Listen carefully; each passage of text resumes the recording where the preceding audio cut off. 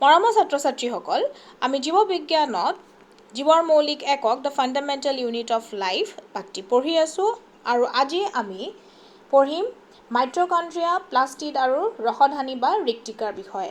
মাইট্ৰকণ্ড্ৰিয়ানো কি? মাইট্ৰকণ্ড্ৰিয়া হৈছে এবিধ দুই আৱৰণযুক্ত কোষ অংগাণু আৰু ইয়াৰ বহি আৱৰণখন যথেষ্ট ৰন্ধ্ৰযুক্ত, যিখন ভিতৰৰ আৱৰণ আছে সেইখন যথেষ্ট ভাঁজযুক্ত আৰু এই ভাঁজবিলাকৰ পিঠিত ATP উৎপাদন কৰাৰ ৰাসায়নিক বিক্ৰিয়াবোৰ সংঘটিত হয়। এই ATPনো কি হয়? ATP হৈছে এডিনোচাইন ট্ৰাইফচফেট। ATPয়ে কি কৰে? ATPয়ে জীৱন নিৰ্বাহত সংঘটিত হোৱা বিভিন্ন ৰাসায়নিক বিক্ৰিয়াৰ বাবে প্ৰয়োজনীয় শক্তি প্ৰদান কৰে।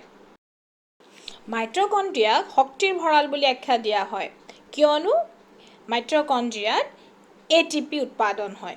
ATP অণুক কোষীয় শক্তিৰ মুদ্ৰা বুলিও কোৱা হয়। এতিয়া ATPত যি শক্তি নিহিত হৈ আছে, সেই শক্তি কোষে নতুন ৰাসায়নিক দ্ৰব্যৰ সংশ্লেষণত আৰু অন্যান্য যান্ত্ৰিক কাৰ্যত ব্যৱহাৰ কৰে। এতিয়া ATP অণুক কোষীয় শক্তিৰ মুদ্ৰা বুলি কিয় কোৱা হয়?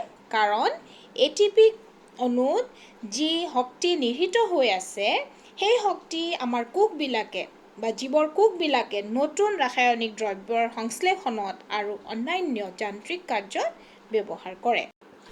এতিয়া তোমালোকে আগতে পাই আহিছা যে কোষ কেন্দ্ৰত কি থাকে? DNA থাকে আৰু ৰাইবজমো থাকে।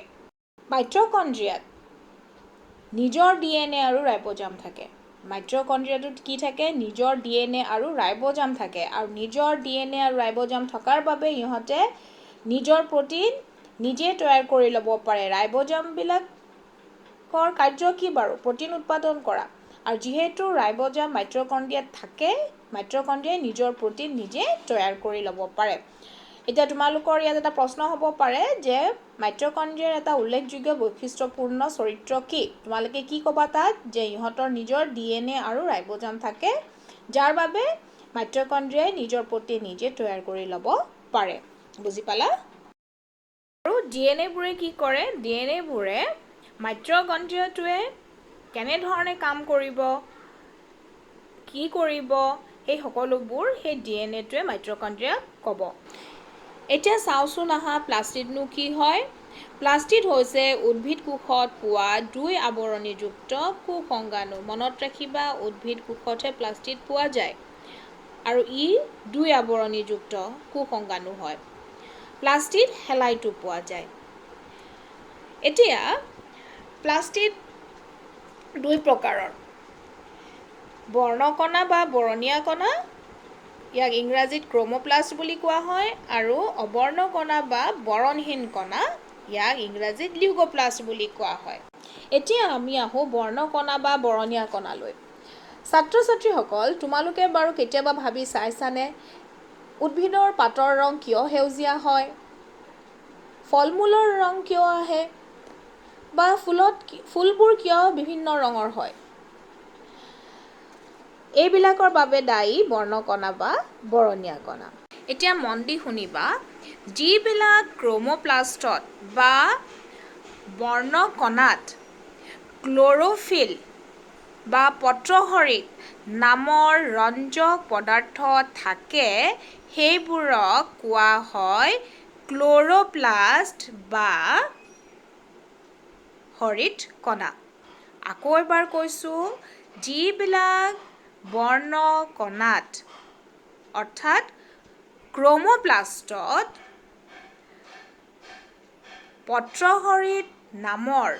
পত্ৰহৰিতক ইংৰাজীত কোৱা হয় ক্ল'ৰ'ফিল, পত্ৰহৰিত নামৰ ৰঞ্জক পদাৰ্থ থাকে, সেই বৰ্ণকণাবোৰক কোৱা হয়, কি বুলি কোৱা হয়? হৰিত কণা বা ক্ল'ৰ'প্লাষ্ট। এতিয়া আমি যে উদ্ভিদৰ পাতবোৰ সেউজীয়া পাওঁ, কিহৰ কাৰণে? এইবিলাকত বহুত বেছি পৰিমাণে কি আছে? পত্ৰহৰিত নামৰ ৰঞ্জক পদাৰ্থটো আছে। বুজি পাইছা? আৰু এই হৰিত কণাই কি কৰে সৌৰশক্তি আবদ্ধ কৰি ৰাখে আৰু ইয়াৰ সহায়ত উদ্ভিদে সালোক সংশ্লেষণ প্ৰক্ৰিয়াৰ দ্বাৰা নিজৰ খাদ্য তৈয়াৰ কৰে। এতিয়া এই যে হৰিত কণাবোৰ আছে এই হৰিত কণাবোৰ আৱৰণীযুক্ত তৰপেৰে গঠিত। হৰিত কণাবোৰ কি হয় আৱৰণীযুক্ত তৰপেৰে গঠিত আৰু এই আৱৰণীযুক্ত তৰপবোৰ ষ্ট্ৰমা নামৰ পদাৰ্থবিধত নিমজ্জিত হৈ থাকে। আকৌ এবাৰ কওঁ দেই, হৰিত কণাবোৰ কিহেৰে গঠিত আৱৰণীযুক্ত তৰপেৰে গঠিত আৰু এই তৰপবোৰ ষ্ট্ৰমা নামৰ পদাৰ্থবিধত নিমজ্জিত হৈ থাকে। অবৰ্ণ কণা বা বৰণহীন কণা যাক ইংৰাজীত লিউকোপ্লাষ্ট বুলি কোৱা হয় ইহঁতৰ কোনো ৰঞ্জক পদাৰ্থ নাথাকে আৰু সেইবাবে ইহঁত বৰণহীন। অবৰ্ণ কণা বা বৰণহীন কণাই তৈলবিন্দু আৰু শ্বেতসাৰ সৃষ্টি আৰু সঞ্চয়ৰ লগত জড়িত হৈ থাকে। এতিয়া প্লাষ্টিড আৰু মাইট্ৰকণ্ড্ৰিয়াৰ গঠন একেই ধৰণৰ। প্লাষ্টিকবিলাকতো মাইট্ৰকণ্ড্ৰিয়াৰ দৰেই নিজা DNA আৰু ৰাইব'জম থাকে। গতিকে প্লাষ্টিডবোৰৰ গঠন বা কাৰ্য বা বৈশিষ্ট্য কি হ'ব সেয়া কোনে নিৰ্ণয় কৰিব তাত থকা DNA নিৰ্ণয় কৰিব আৰু যি ৰাইব'জম থাকিব সেই ৰাইব'জমে প্লাষ্টিডৰ বাবে কি কৰিব প্ৰ'টিন উৎপাদন কৰিব।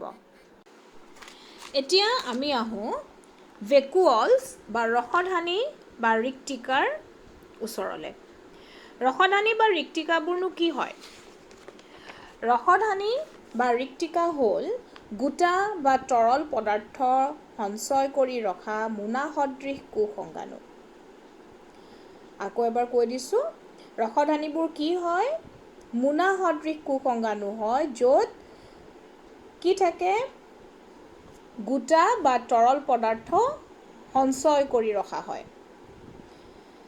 ৰসধানীত কোষৰ বাবে লাগতিয়াল পদাৰ্থ সঞ্চয় কৰি ৰাখে আৰু লগতে কিছুমান ৰসধানীয়ে অতিৰিক্ত পানী আৰু বৰ্জিত পদাৰ্থ উলিয়াই পঠোৱাত সহায় কৰে। এতিয়া তোমালোকক যদি সোধা হয় যে ৰসধানী কাৰ্য কি তোমালোকে কি ক'ব লাগিব? ৰসধানীৰ কাৰ্য হৈছে কোষৰ বাবে লাগতিয়াল পদাৰ্থ সঞ্চয় কৰি ৰখা আৰু অতিৰিক্ত পানী আৰু বৰ্জিত পদাৰ্থ উলিয়াই পঠোৱা। প্ৰাণীকোষৰ ৰসধানীবোৰ আকাৰত সৰু হয় আৰু উদ্ভিদৰ কোষৰ যিবোৰ ৰসধানী হয় সেইবোৰ যথেষ্ট ডাঙৰ আৰু কিছুমান উদ্ভিদততো কোষত কেন্দ্ৰীয় ৰসধানীটোৱে প্ৰায় 50 বা 90% পানী আগুৰি থাকে। উদ্ভিদ কোষৰ যি ৰসধানী সেই ৰসধানীটো কোষৰস বা চেল চেপেৰে পৰিপূৰ্ণ হৈ থাকে। কি থাকে কোষৰ ৰসধানীটোত কি থাকে কোষৰস থাকে আৰু ইয়াৰ দ্বাৰাই কোষটোক স্ফীত আৰু দৃঢ় হৈ থকাত সহায় কৰে। এতিয়া মই তোমালোকক আগতেই কৈ উঠিছোঁ ৰসধানীৰ এটা কাৰ্য কি কোষ এটাৰ বাবে যি লাগতিয়াল পদাৰ্থ তাক সঞ্চয় কৰি ৰখা। ঠিক সেইদৰে উদ্ভিদ কোষত যি পদাৰ্থ দৰকাৰী সেই দৰকাৰী পদাৰ্থবোৰ এই ৰসধানীতে কি কৰি ৰাখে সঞ্চয় কৰি ৰাখে আৰু উদ্ভিদ কোষত যিবোৰ পদাৰ্থ ৰসধানীত সঞ্চয় কৰি ৰখা হয় সেইবিলাক হৈছে এমিনো এচিড, শৰ্কৰা আৰু কিছুমান প্ৰ'টিন। তোমালোকে এককোষী জীৱ এমিবাৰ নাম শুনিছা। এই এমিবাই খাদ্য ভক্ষণ কৰি কিছুমান ৰসধানীত মজুত কৰি ৰাখে আৰু এই ৰসধানীবিলাককে কোৱা হয় খাদ্য ৰিক্তিকা বা ফুড ভেকুৱল। আৰু কিছুমান এককোষী জীৱৰ ক্ষেত্ৰত এই ৰসধানীবোৰে কোষৰ ভিতৰৰ পৰা অতিৰিক্ত পানী আৰু বৰ্জিত পদাৰ্থবোৰ বাহিৰলৈ উলিয়াই দিয়াত সহায় কৰে। ছাত্ৰ ছাত্ৰীসকল আমি আজি জীৱৰ মৌলিক একক the fundamental unit of life শেষ কৰিলোঁ। ইয়াত তোমালোকে আজি মাইট্ৰকণ্ড্ৰিয়া, প্লাষ্টিড আৰু ৰসধানীৰ বিষয়ে জানিলা। এতিয়া তোমালোকে তোমালোকৰ কিতাপখনত থকা এই পাঠটি ভালদৰে পঢ়িবা আৰু পঢ়ি নিজে নিজে ইয়াৰ কিছুমান প্ৰশ্ন উলিয়াবা আৰু সেই প্ৰশ্নসমূহৰ উত্তৰবোৰ কৰিবলৈ চাবা।